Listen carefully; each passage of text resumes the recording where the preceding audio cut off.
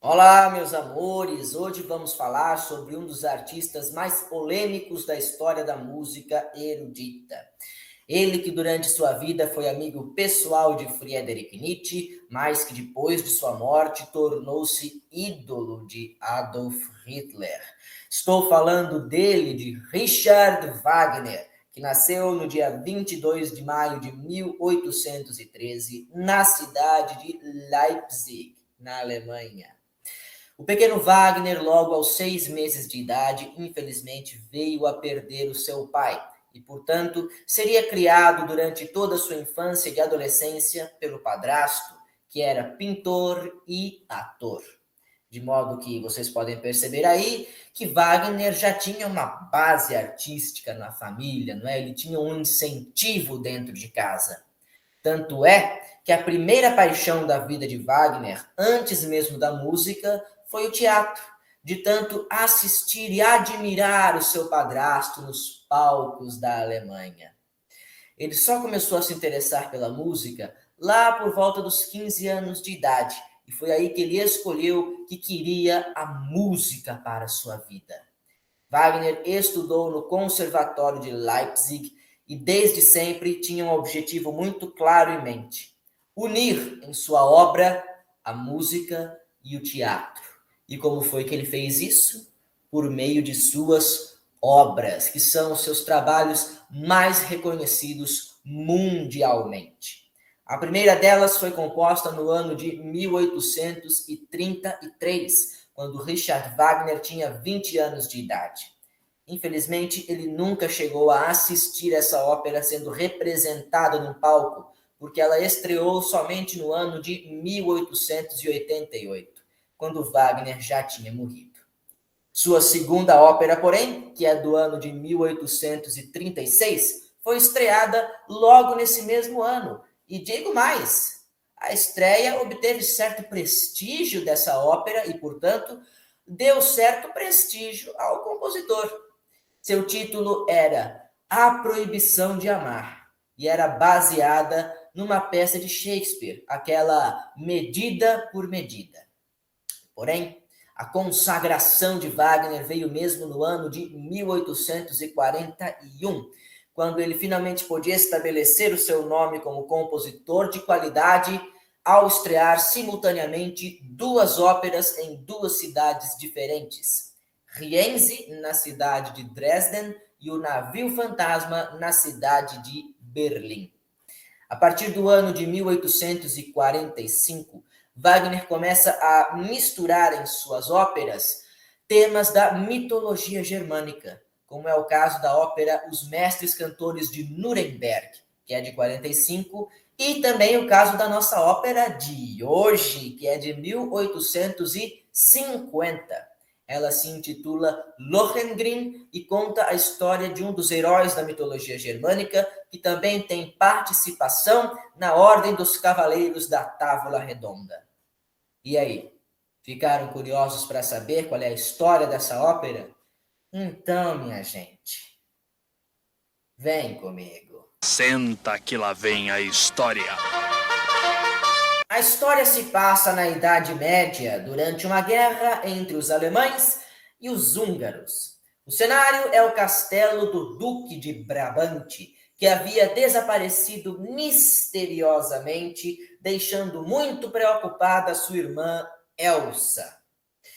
Um dos vassalos do duque, que era o conde de Telramund, decide aproveitar-se da ausência de seu suzerano para apossar-se do poder. E nessa intenção, ele não vai jogar nada limpo. Ele vai acusar a própria irmã do duque de tê-lo assassinado, e é por isso que ele estaria desaparecido. Sobre essa acusação, Elsa não teria a menor condição de reagir a qualquer tentativa do conde para tomar o poder. Tudo parecia perdido, até que, de repente, surge do nada um cavaleiro misterioso que vem montado num barco puxado por um cisne. Vejam só que loucura! O cavaleiro misterioso desafia o conde a um duelo. Ele diz assim: Conde de Telramund, eu o desafio para um duelo. Se eu vencer, Elsa está livre, mas se você vencer, ela será condenada. O conde aceita o desafio, mas antes disso, o cavaleiro misterioso pede para ter uma palavrinha com Elsa. E ele diz assim para ela: Elsa, eu estou disposto a lutar por você, mas tem uma condição. Você nunca pode perguntar qual é a minha identidade até que eu mesmo decida revelá-la para você. E Elsa concorda com essa condição. Os dois se batem em duelo e adivinhem quem sai vencedor? O Cavaleiro Misterioso. O Conde de Telramund foi derrotado. E ele se sente muito humilhado e moralmente expulso do reino. Elsa fica tão feliz, ela sente uma gratidão tão grande pelo Cavaleiro Misterioso, que responde sim, quando o Cavaleiro a pede em casamento. Ai, isso é tão romântico. No dia do casamento, a esposa do conde de Telramund, chamada Ortrude, decide se vingar do cavaleiro misterioso. E para isso, ela vai até Elsa e começa a envenená-la contra o próprio noivo. Ela diz assim: Elsa, minha filha, raciocina aqui comigo. Se ele não quer revelar para você quem ele é porque tem alguma coisa errada aí, meu bem. Com certeza, ele deve ser algum bandido, algum salafrário. Com certeza, ele tem uma mancha muito podre no passado dele, a ponto de ter que esconder a identidade até mesmo da própria noiva. Então, Elsa, se você é inteligente, se liga, minha filha. Fuja dessa enquanto é tempo. Ou então, pelo menos, quebre a promessa que você fez a ele e pergunte a ele quem ele é. Essas palavras ficam ali, ecoando na cabeça da Elsa. Mas ainda assim, ela resolve comparecer à igreja na hora marcada. E adivinhe quem é que está esperando por Elsa do lado de fora da igreja? Além do próprio noivo, é claro. Está lá o conde de Telramund em pessoa, para também tentar fazer a cabeça de Elsa contra o cavaleiro misterioso. Tudo por vingança. Ele chega para ela e diz, na presença do próprio cavaleiro, ele diz: Elsa, cuidado! Eu descobri quem é esse seu noivo aí. Ele só pode ser algum feiticeiro maligno.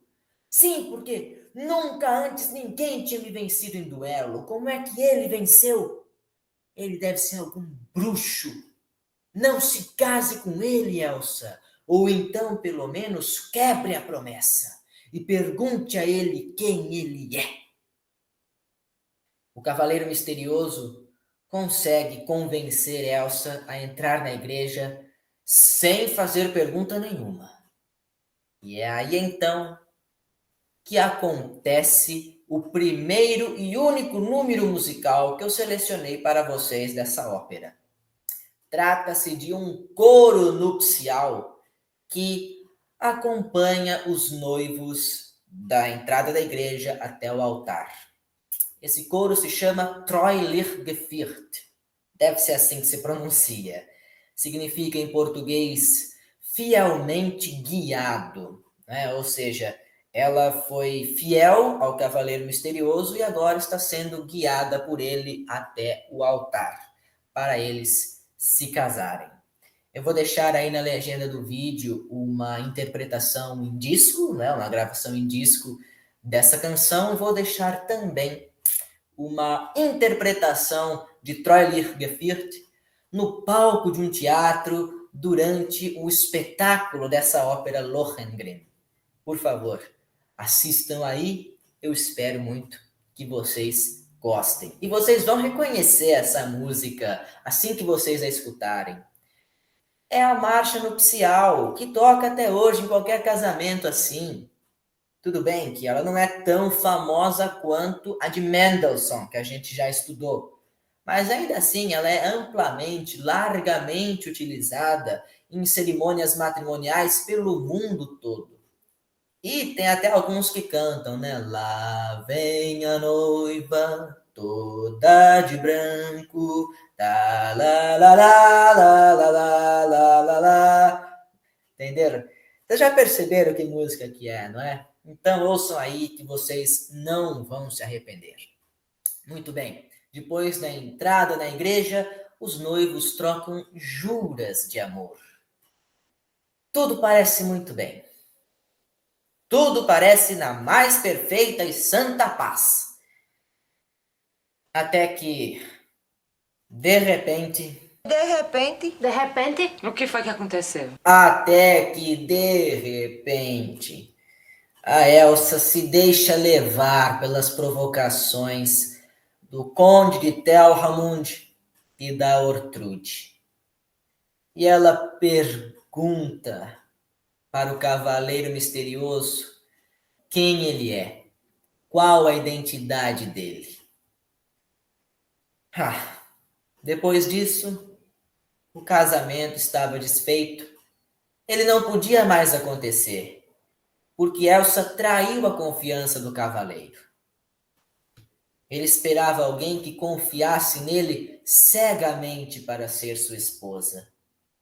E diante dessa falta de confiança, não há outro remédio senão romper o noivado. Aproveitando-se dessa brecha no casamento, o conde de Telramund vem por trás, traiçoeiramente, e tenta atacar o cavaleiro misterioso. Só que o cavaleiro misterioso era macaco velho, ele era sagaz, ele era ágil, ele percebeu o ataque. E assim ele se defende do conde de Telramund e acaba, no meio da batalha, matando o conde de Telramund. Bom, o casamento, que era para ser um dia de alegria, tinha acabado em tragédia, né? Tinha acabado com a morte de um conde. A esposa do conde, a Ortrude, teve que fugir do país, senão ia acabar sobrando para ela também. E diante desse monte de desgraça, o cavaleiro misterioso já não tinha mais nada a perder. Ele decide, não é, revelar a identidade dele para Elsa, que já não era mais a sua noiva. Ele conta então que seu nome era Lohengrin. Pois é, ele é a protagonista título da ópera. Lohengrin é uma personagem da mitologia germânica, filho do Percival lá da Ordem dos Cavaleiros da Távola Redonda do Rei Arthur. E o Cavaleiro Misterioso conta tudo isso para Elsa. Ele conta que ele é Lohengrin e que ele estava passando pela Alemanha justamente numa jornada em busca do Santo Graal, quando ele acabou ouvindo a acusação que o conde de Telramund fez para Elsa e decidiu defender a inocência de Elsa. Daí ele acabou se apaixonando por ela, pediu em casamento e o resto vocês já sabem como é que aconteceu. Coitada da Elsa, ficou tão, mas tão triste com isso que aconteceu. E o Lohengrin também. Ele ficou muito triste por ter que romper compromisso com a Elsa. Ele gostava dela de verdade. Mas agora, o único remédio que havia para ele era voltar para sua casa, para o castelo do Santo Graal. Nisso, então, ele volta para o seu barco puxado por um cisne. Quando, de repente, o cisne mergulha na água e, hora que ele volta para a superfície, ele é um homem. Ele é o Duque de Brabante que estava desaparecido. Pois é, olhem só que reviravolta na história. O Duque havia sido transformado em cisne pela Ortrude, pela esposa do Conde de Telramund. Pois é, ela que era a grande feiticeira da história. Ela tinha jogado esse feitiço contra o Duque para que o marido dela pudesse tomar o poder, mas não deu nada certo, porque o Lohengrin chegou para salvar o dia. Então, a ópera termina assim. Lohengrin volta para o castelo do Santo Graal, a paz volta a reinar em Brabante, com o retorno do Duque, que havia se destransformado do feitiço da Ortrude. Porém, o nosso casal de apaixonados não fica juntos no final.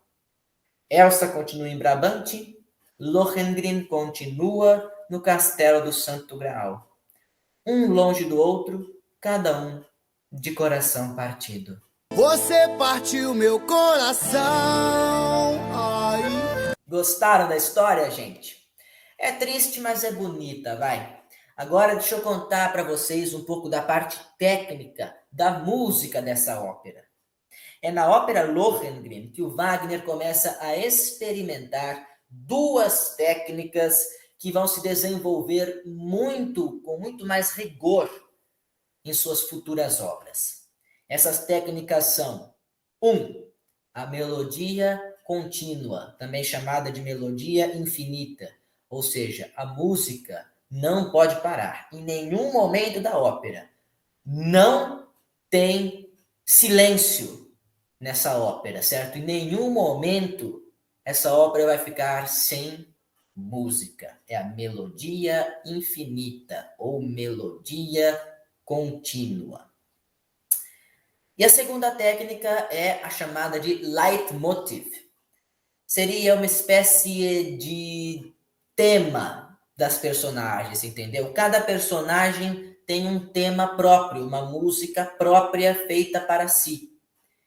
E isso é muito importante, porque essa técnica do leitmotiv, ela é utilizada até hoje em produções audiovisuais, como séries e telenovelas. Né? Quando você pensa numa personagem de um vilão, por exemplo, às vezes você já associa a personagem com a música que foi tema dele. Ou então o casal apaixonado de uma novela, de uma série, que seja, você já começa a associar a história de amor desse casal com a música, que era o tema da trilha sonora dos dois. Tudo isso se deve ao Richard Wagner, que criou essa técnica do leitmotiv. Então, para vocês verem a importância que ele tem, não só na história da música, mas também na história do teatro e do audiovisual também. Certo? Então, é isso, minha gente. Semana que vem vamos falar mais sobre Richard Wagner, sobre mais uma de suas óperas. Ok? Um abraço no coração de vocês. Beijos na alma. Espero vocês no próximo Vamos Falar de Música Exterior e Lembranças do Emílio.